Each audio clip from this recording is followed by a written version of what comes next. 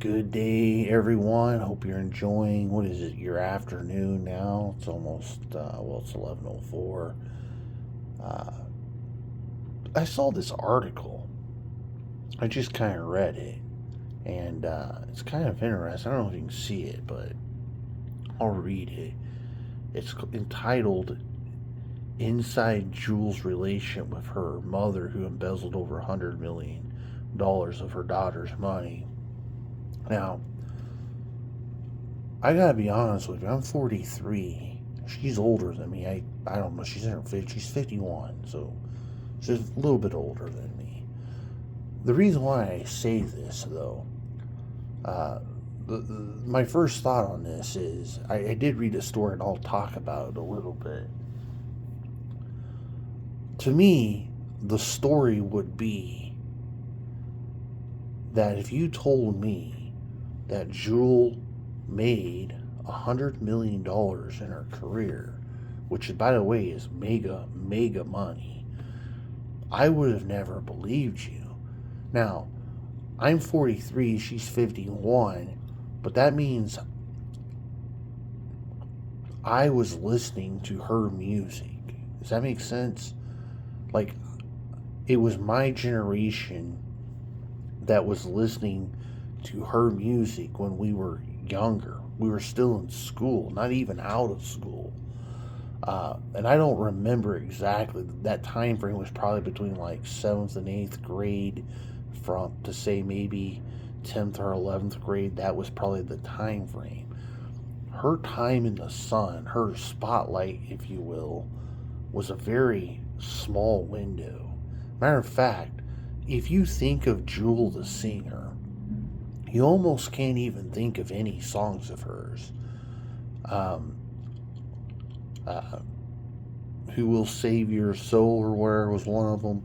Um, like I said, she was almost like a one hit wonder, sort of, right? Not far from it. That's why when I saw this $100 million embezzlement claim in the title, I thought to myself, that's crazy. Because, like I said, to me, that's the real story here. Had you just been a guy that like me who thinks about a lot of different things, I would have been shocked to have known she ever even made $100 million. I don't know where or how she would have made $100 million because it's not like we're talking about Alabama and country music, right? Her music career was like that big. It just wasn't that vast. Um, like I said, she was almost a one hit wonder, maybe slightly better than that. But $100 million is a lot of jack for someone who wasn't really ever that popular for that long in music. You know, I don't know what to really compare it to, really, to be honest with you. But to me, that seems just crazy. But anyway, she talks about how she has, this terrible relationship. Basically, it wasn't even until she was in her 30s that she realized her mother really wasn't that great of a human being. Um, Here's her in a bikini picture, whatever. Um, and So there's an interesting part in here somewhere. Let me see if I can find it. That's kind of an interesting picture of her, I thought. Right here. At 34 years old, it says, I don't know if you can read that, but it says she had realized she was $3 million in debt. Now, that would shock me as a normal person if someone told me that. But if you really did make $100 million, as the title claims right here, that's crazy to think about. And her whole claim is that her mom stole it. I Obviously money is always trackable in most cases. Um, it'd be interesting to know, even if you're a fan, if the claim of $100 million is even true. Because I know a lot of people act out of emotion versus just reality. Reality being facts. It seems like a lot of money for a person who probably didn't even have 5 years in the music industry, and 5 years not even at the top of the music industry. But maybe in the age of digital streaming, maybe some of her songs got a ton of buys. I don't know. And another thing I wanted to bring out here. So she's basically saying her mom's a not very good person. Okay? But she also brings her father back into this article. If you know, she's the daughter of Otz Kilcher, the one from the Discovery TV show. I forget what it's called now, but they're living off grid in Alaska. So she's the daughter of that guy. And I didn't know that until a few years ago. Me and my dad was watching. We used to watch that show together. And my dad passed away 2 years ago. Believe it or not, getting close to 3 now. And it was just a fun show to watch. We both liked the outdoors, so we always enjoyed it. And then anyway, one season, she actually made some guest appearance on that show, and where she brought her son out, which is Ott's grandson. And I mean, the whole point of that in that show or in those series was she was like trying to build a relationship with her father again, and I don't know, forgive him or whatever. She does bring up here that he was an alcoholic when she was growing up and did hit her, which she says easy to identify as a bad guy. But I always wonder,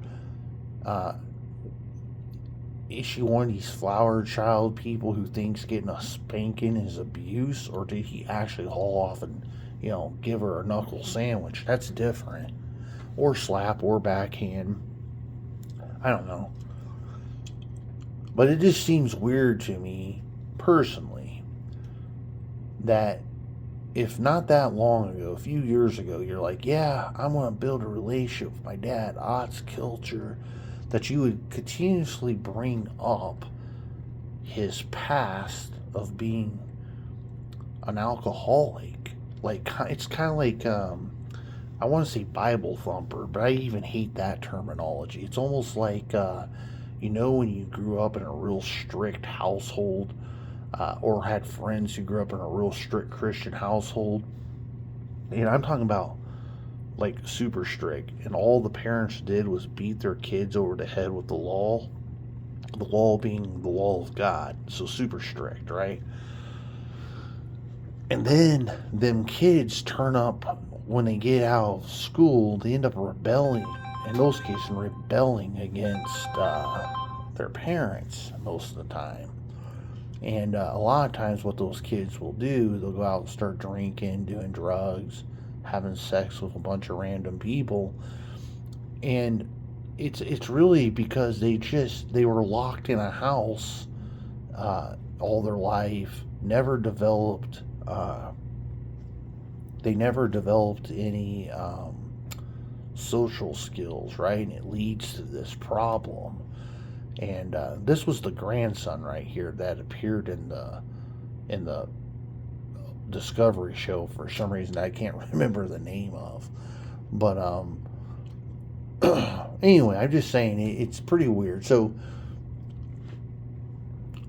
the fact that article after article after article, in my own opinion, it's kind of selfish, right, in a lot of ways, because these articles are never about the team of people around her. It's always about me, right? It's a way of keeping yourself in the spotlight, so to speak. And instead of always coming out in these articles saying Otz was in this case, a violent alcoholic who used to beat me, if you really have actually reached out and tried to heal that broken relationship, and I don't know if they did or didn't, but at least she always claims that she was doing this, then how about we move on, move beyond the past and start living in the present, like today? For example, is Ott's Kilcher still a violent alcoholic? If the answer is no, personally, as a fan of the show, then I don't really want to hear about the past anymore. Because that's what adults do. And it's what Christianity's about, right? First, we seek forgiveness to those people around us, and including to God, and we admit our wrongdoing to those people. And then there's the word repentance, which is similar to forgiveness, but they're slightly different, right? So we're also reaching out in repentance. And as the old saying goes, as it's pretty logically easy to understand, I can't do anything about my past, and it doesn't matter what my sin is, including sexual sin. I can't do that. I can't change the past. I am not God. I can't make time go backwards. I can't take those moments away. So it doesn't matter how serious I am of saying I'm sorry. At some point, you, the victim of whatever thing that happened to you, violence, verbal abuse, physical abuse, whatever, right? At some point, if you're trying to heal that relationship, you got to reach across that gap and meet that person halfway, because they could have committed these acts of wrong against you, right? And be dead serious, right, about turning a new leaf and being a different person. And in the sense of Christianity, I mean, literally, they're now Christians today, and they're working out that salvation side of things. Maybe they have salvation even, right? And you can't just always be the victim forever and beat people over the head. This is why I kind of brought up the whole beat you over the head with God's law. At some point, this either did happen, like you healed this relationship, or it didn't. But I shouldn't have to read like 100 modern day articles that repeatedly vomit the stuff that Ott's Kilcher was this violent alcoholic. Because once again, it's like living in the reality. That's who he was 40 years ago. If I remember right, he also served in the military, if I remember correctly. That's not who he might be today. By the way, I don't know any of these people from Adam. He could be a no good son of a gun today still. But what I'm saying is, Jewel never tells you that. She just talks about the past. My just from the years of watching whatever that Discovery show is called, my view has been Ott's Kilcher is a different person today. He's kind of a quiet, reserved person. He has talked a little bit about his past and making mistakes. He's also talked about forgiveness and trying to move forward and put the past behind him. Jules claiming, for example, the mom stole $100 million, for example, of her money. But I've never heard her level those same accusations against her father, Ott's Kilcher, from the reality show on Discovery Channel. So it's just really weird. We can't live in the past forever, right? You gotta make that move forward, and you yourself either healed the relationship or you didn't. But what's really weird is, if you did actually heal that relationship, then you need to really stop talking negative about your father and putting him down every chance you can get, every time there's an article in a magazine, for example. That's kind of my point. You gotta move on. That's what forgiveness and repentance is about. You move forward. The person I was